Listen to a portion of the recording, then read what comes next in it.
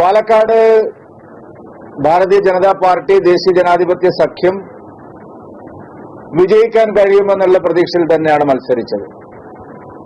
പക്ഷെ സംസ്ഥാനത്തെ ഉപതെരഞ്ഞെടുപ്പുകളുടെ ഫലം നിങ്ങൾ പരിശോധിച്ചാൽ നെയ്യാറ്റിൻകരയിലും അരുവിക്കരയിലും ഒഴിച്ച് സംസ്ഥാനത്ത് നടന്ന മറ്റെല്ലാ ഉപതെരഞ്ഞെടുപ്പുകളിലും എൻഡിഎക്ക് വോട്ടുകൾ കുറയുകയാണ് ഉണ്ടായത്. അത് ശ്രീധരൻപിള്ള സാർ മത്സരിച്ച ചെങ്ങന്നൂർ ഉപതെരഞ്ഞെടുപ്പായാലും തുടർന്നിങ്ങോട്ടുള്ള എല്ലാ ഉപതെരഞ്ഞെടുപ്പുകളും, വട്ടിയൂർക്കാവിൽ ശ്രീ കുമ്മനം രാജശേഖരൻ മത്സരിച്ച സമയത്ത് 55,000-ഓളം വോട്ടുകൾ കിട്ടിയപ്പോൾ, പക്ഷെ അവിടെ പിന്നീട് നടന്ന ഉപതെരഞ്ഞെടുപ്പിൽ ഏതാണ്ട് 27,000 വോട്ടുകളാണ് ലഭിച്ചത്. ശ്രീ ഒ രാജഗോപാലിന് 2,30,000 വോട്ട് തിരുവനന്തപുരം തൊട്ടടുത്ത് നടന്ന ലോക്സഭാ ഉപതെരഞ്ഞെടുപ്പിൽ വെറും 35,000 വോട്ടുകൾ മാത്രമാണ് ബിജെപിക്ക് കിട്ടിയത്. സംസ്ഥാനത്തെ ഉപതെരഞ്ഞെടുപ്പുകളുടെ ചരിത്രം നോക്കിയാൽ എല്ലാ ഘട്ടങ്ങളിലും അങ്ങനെയാണ്. അതുകൊണ്ട് ഈ ഉപതെരഞ്ഞെടുപ്പിന്റെ പരിണാമം വലിയ ആഘോഷമാക്കി ചില ആളുകൾ ചിത്രീകരിക്കാൻ ശ്രമിക്കുന്നത് വസ്തുതകളുമായി യോജിക്കുന്നതല്ല. സംസ്ഥാന ഗവൺമെന്റിനെതിരായിട്ട് ശക്തമായ ജനവികാരം ഉണ്ടായിട്ടും പ്രധാന പ്രതിപക്ഷമായ UDF-ന് ചേലക്കരയിൽ വിജയിക്കാൻ കഴിഞ്ഞില്ല. LDF സ്വതന്ത്ര സ്ഥാനാർത്ഥിയെ നിർത്തി ഉജ്ജ്വലമായ വിജയം നേടുമെന്നാണ് പാലക്കാട് പറഞ്ഞത്. അവർക്കും വിജയിക്കാൻ സാധിച്ചില്ല.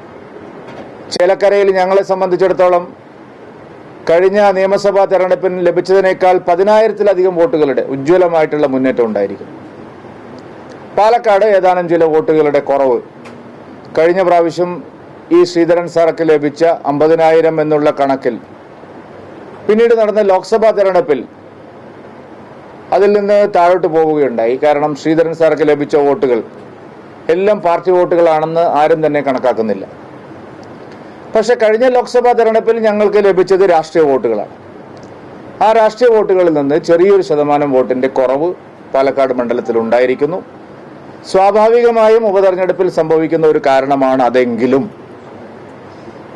പാലക്കാട് ഒരു 3,000-4,000 വോട്ടിന്റെ വ്യത്യാസം എങ്ങനെ ഉണ്ടായി എന്നുള്ളതിനെ സംബന്ധിച്ച് ഞങ്ങൾ വിശദമായിട്ടുള്ള പരിശോധനകൾ നടത്തി, ആത്മപരിശോധന നടത്തി, ശരിയായ നിലയിൽ വീണ്ടും ജനങ്ങളെ സമീപിച്ച് തദ്ദേശ തെരഞ്ഞെടുപ്പും നിയമസഭാ തെരഞ്ഞെടുപ്പും വരുന്നതിന് മുമ്പ് ആവശ്യമായിട്ടുള്ള പ്രവർത്തനങ്ങൾ നടത്തി ജനപിന്തുണ ആർജിക്കാൻ വേണ്ടിയിട്ട് നല്ല പരിശ്രമം നടത്തണമെന്ന് തന്നെയാണ് നിശ്ചയിക്കുന്നത്.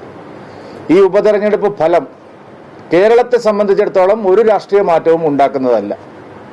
ഉപതെരഞ്ഞെടുപ്പിൽ LDF ജയിച്ചാലും UDF ജയിച്ചാലും ഇവിടെ ഭരണമാറ്റം ഉണ്ടാവുന്നില്ല, എന്തെങ്കിലും പുതിയ സംഭവ വികാസങ്ങൾ ഉണ്ടാവുന്നില്ല. പക്ഷെ ഞങ്ങൾ മുന്നോട്ട് വെച്ച രാഷ്ട്രീയം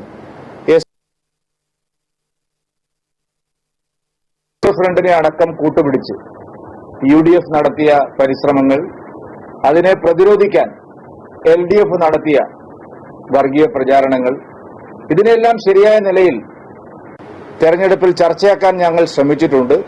പക്ഷേ വർഗീയ ശക്തികളെ കൂട്ടുപിടിച്ചുകൊണ്ട് എല്ലാ കാലങ്ങളിലും അവരെടുക്കുന്ന സമീപനം ഇത്തവണ UDF-ന് ഫലപ്രദമായി ഉപയോഗിക്കാൻ കഴിഞ്ഞു. അതൊരു വലിയ ചരിത്ര നേട്ടമായിട്ട് കണക്കാക്കാൻ സാധിക്കില്ലെങ്കിലും വിജയം തന്നെയാണ്. 2ാം സ്ഥാനത്തുണ്ടായിരുന്ന ഞങ്ങൾ വിജയിക്കണം എന്നുള്ള അർത്ഥത്തിൽ തന്നെയാണ് ഈ തെരഞ്ഞെടുപ്പിൽ മത്സരിച്ചത്. അതിന്റെ പ്രചാരണത്തിന്റെ എല്ലാ ഘട്ടങ്ങളിലും ആ നിലയിൽ തന്നെയാണ് NDA മുന്നോട്ട് പോയത്. പക്ഷെ എന്തുകൊണ്ട് ചെറിയൊരു ശതമാനം വോട്ടിന്റെ കുറവുണ്ടായി എന്നുള്ളതിനെ സംബന്ധിച്ച് ഞങ്ങൾ പരിശോധിക്കും. ഇത് എല്ലാ ഉപതെരഞ്ഞെടുപ്പുകളിലും സംഭവിക്കുന്ന ഒരു പ്രതിഭാസമാണ്.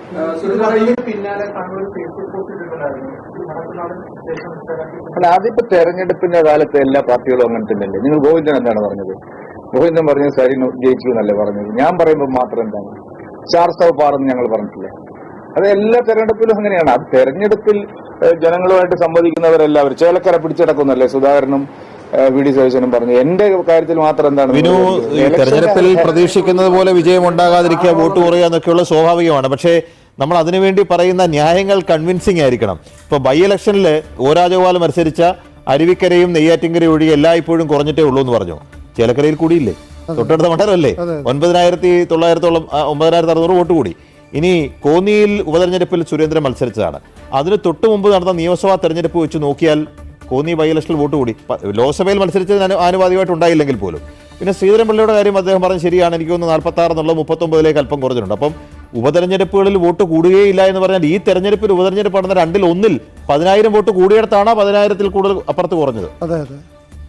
എന്ന് മാത്രമല്ല ഓരോ മണ്ഡലങ്ങളെ സംബന്ധിച്ച് ഓരോ ന്യായങ്ങളാണ്. എന്ന് മാത്രമല്ല വയനാട്ടിൽ മത്സരിച്ച് വോട്ട് കുറഞ്ഞത് മനസ്സിലാക്കാം. പക്ഷെ പാലക്കാട് ഈ വോട്ട് കുറഞ്ഞത് എന്ത് ന്യായം? മാത്രമല്ല കെ സുരേന്ദ്രൻ ക്യാമ്പ് ചെയ്ത് കെ സുരേന്ദ്രൻ ഏറ്റവും വിശ്വാസമുള്ള ചില നേതാക്കളെ മാത്രം മുന്നിൽ നിർത്തി കെ സുരേന്ദ്രൻ പട നയിച്ച തെരഞ്ഞെടുപ്പാണിത്. അങ്ങനെ ഒരു പ്രത്യേകത കൂടിയുണ്ട്. നമുക്കറിയാമല്ലോ, വി മുരളീധരൻ 3 ദിവസം തികച്ച് അവിടെ എത്തിയിട്ടില്ല. സുരേഷ് ഗോപി വളരെ പരിമിതമായി മാത്രമേ അവിടെ വന്നിട്ടുള്ളൂ. അതായത് സ്റ്റാർ ക്യാമ്പയിനേഴ്സ് ആകുന്ന പാർട്ടിയുടെ മുതിർന്ന നേതാക്കൾക്ക് പോലുള്ള ഒരു ആക്സസ് അവിടെ താരതമ്യേന കുറവായിരുന്നു. അപ്പോൾ അതുകൊണ്ട് അതിൻ്റെ ഉത്തരവാദിത്വം നിശ്ചയം വേണം. അതുകൊണ്ടാണ് ജില്ലാ പ്രസിഡന്റ് ഇരട്ട വോട്ടിൽപ്പെട്ടു. അദ്ദേഹം തന്നെ നേരിട്ട് പറഞ്ഞു സംസ്ഥാന നേതൃത്വത്തിലേക്ക് പോലും ഇത് ജില്ലാ നേതൃത്വം ഏറ്റെടുക്കുന്നു എന്ന് പറഞ്ഞു അതിൻ്റെ ഉത്തരവാദിത്വം മുഴുവൻ. അതെ അതെ. ഇനിയിപ്പോൾ എന്തായാലും ഇത് സംബന്ധിച്ച് ഒരുപാട് വിശകലനങ്ങൾ വരും. LDFന്റെ ഈ BJP ആർക്ക് വോട്ട് ചെയ്തു, BJPയുടെ വോട്ട് എവിടെ പോയി എന്നുള്ള ചോദ്യം വരും. അങ്ങനെയുള്ള നിരവധി വിശദീകരണങ്ങളും വ്യാഖ്യാനങ്ങളും വരാനിരിക്കുന്നത്. സുരേന്ദ്രൻ തന്നെ പറഞ്ഞാണ് കോന്നി ഉപതെരഞ്ഞെടുപ്പ് 2019-ലാണല്ലോ അടൂർ പ്രകാശ് മത്സരിച്ചതിന് ശേഷമുള്ളത്.